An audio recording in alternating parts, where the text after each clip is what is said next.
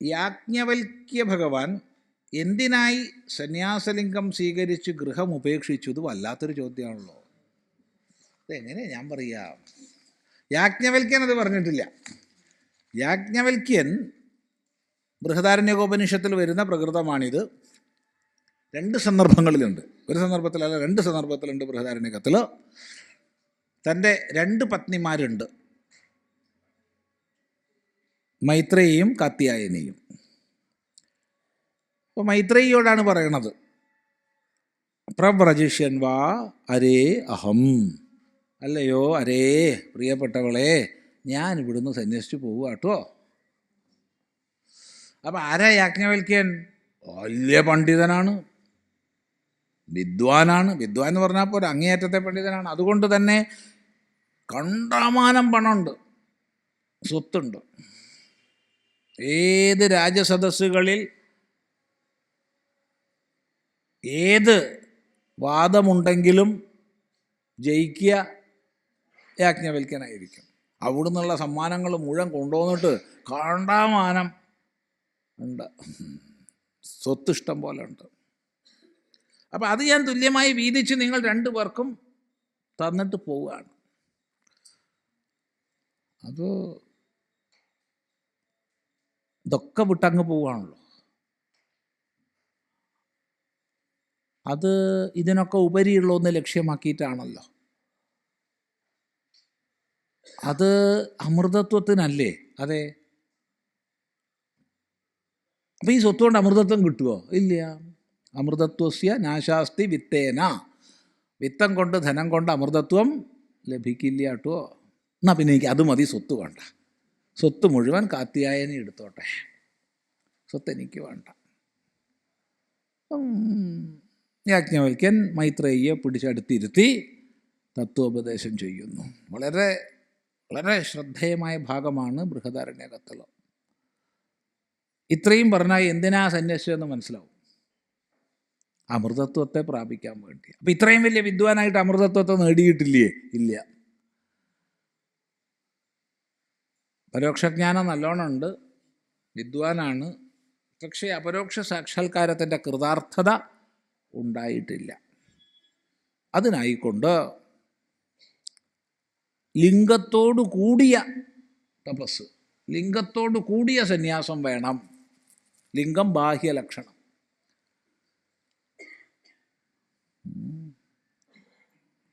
ബാഹ്യലിംഗങ്ങൾ ഇല്ലാത്ത തപസ് കൊണ്ടും പ്രയോജനമില്ല എന്ന് ശ്രുതിയുണ്ട്. ബാഹ്യലിംഗങ്ങൾ വേണം. അതുകൊണ്ട്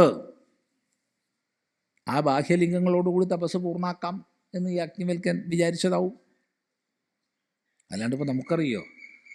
ഇനിയിപ്പോൾ രണ്ട് പത്നിമാരുള്ളതുകൊണ്ട് മറ്റു വല്ല സ്വൈരക്കേടും ഉണ്ടായിരുന്നോ? നമുക്കറിയാം. കാര്യം എന്ത് പറഞ്ഞാലും സപത്നി എന്ന് പറഞ്ഞാൽ വല്ലാത്തൊരു സംഭവമാണേ, ഇല്ലേ? അതൊക്കെ ബാലൻസ് ചെയ്ത് കൊണ്ടുപോകാൻ ശിവനെ പോലെ ദുർലഭം പേർക്കേ കഴിയുള്ളൂ.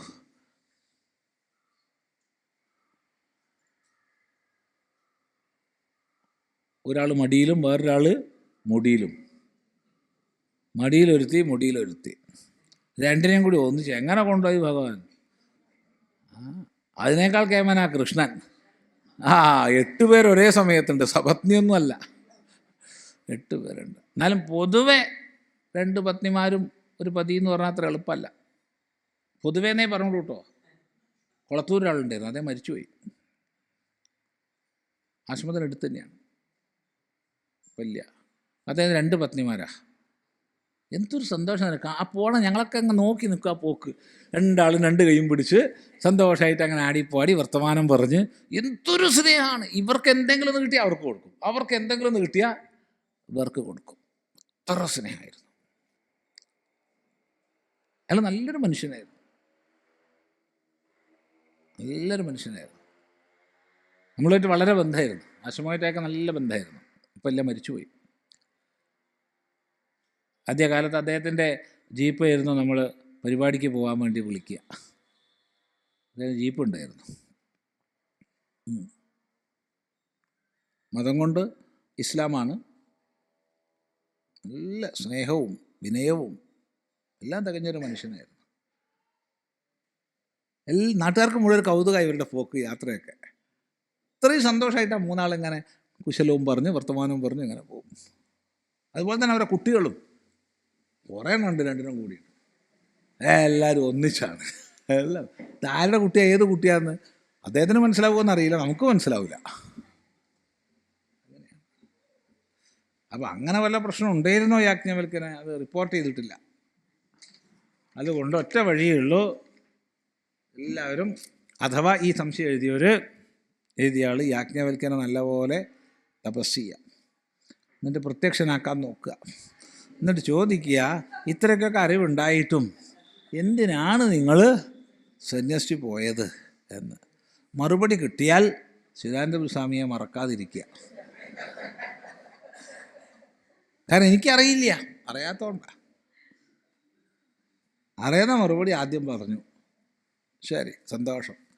തൽക്കാലം നമുക്ക് ഉപസംഹരിക്കാം.